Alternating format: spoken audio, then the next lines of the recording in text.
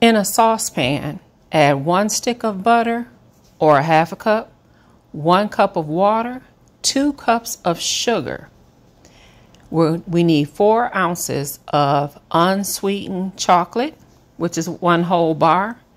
You're going to heat this on the stove on medium heat just until everything is melted.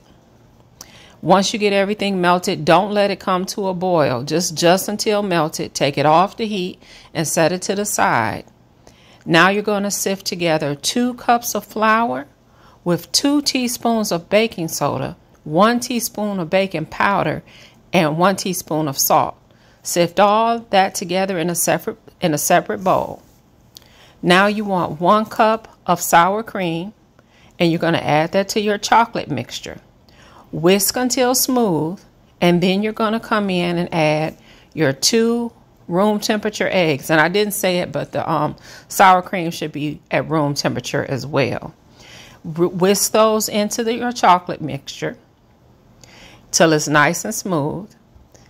Come in with your 2 eggs and whisk those together in your chocolate mixture with the sour cream until it's nice and smooth and you no longer see any yellow streaks. Once you get that done, we're going to start combining our flour mixture with the chocolate mixture. Just dump it all in the pot. And with your hand mixer, give this a good mix until it's nice and smooth and you no longer see any lumps of flour. And the very last ingredient for this recipe, you want to get some vanilla and put about a teaspoon or 2 of vanilla extract right at the end after you finish getting it all mixed. And then you're going to pour, once you mix this in, also don't forget to scrape down your pot here and make sure there's no clumps or lumps of flour sitting at the bottom of the pot. So give it a good scrape down. I'm taking my bundt pan here and I'm spraying it with baking spray, and then I'm just using a pastry brush to evenly distribute the spray. And then I'm going to coat the pan with cocoa powder. That's optional. You don't have to do that. It's just some extra added insurance. And then we're going to add our batter to this pan, and we want to bake this in the oven in a preheated oven at 375 degrees for about 30 to 40 minutes, or until it comes out just about till the crumbs on the toothpick is moist but not dry. Let the cake cool in the pan for 10 minutes before flipping it out.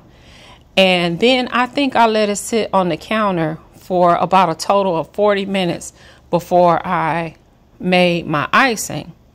And we're just going to ice this cake with a simple ganache icing. After it's cool for, like I said, at least 40 to 50 minutes. You want to let it cool before you ice it. And to make the ganache icing, you just need heavy cream, and you need a bag of semi-sweet chocolate chips and some vanilla extract. And we're going to pour 1 cup of heavy cream, measure that out, and then you're going to pour that into a microwave safe bowl. And we're going to heat this heavy cream for about 1 minute to 2 minutes until it's nice and steaming hot, but not boiling. And once you bring that out of the microwave oven, as you can see, mine's is steaming. I'm going to add to that 1 whole bag of semi-sweet chocolate chips. Be sure to make sure that the chocolate chips are all fully submerged into the hot cream. And you want to let this sit for about 30 seconds to a minute. And once that time is up, add you a splash of vanilla extract to this. And then you're going to give this a good whisk. You're going to whisk it until it's nice and smooth, and it should look like this. At this point, it is ready to use to glaze our cake. So like I said, I only let this cake cool for about 40 minutes at the most. I didn't even let it cool a whole hour before putting this glaze on. But I knew that the glaze was going to run, and I kind of wanted that because I didn't want it to be too thick. I wanted a thin glaze anyway, so it all kind of worked out. So I'm just spooning the glaze on a little at a time. You got plenty of glaze in this bowl, so you can add as much or as little as you like. It's all about preference. And once I get my cake all glazed, I decided to garnish it with a little crushed peppermint right here, just for added festive look during this Christmas season. And this is optional as well, because as you know, there's no mint actually in the cake. It's just garnish, just so to make it pretty. I just thought it would be pretty since I am making this cake around Christmas time. And that's all it is to it. Like I said, it doesn't take long to bake.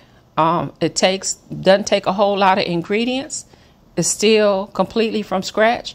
It's moist, it's dense, it's fudgy, it's everything that you would want in a chocolate cake.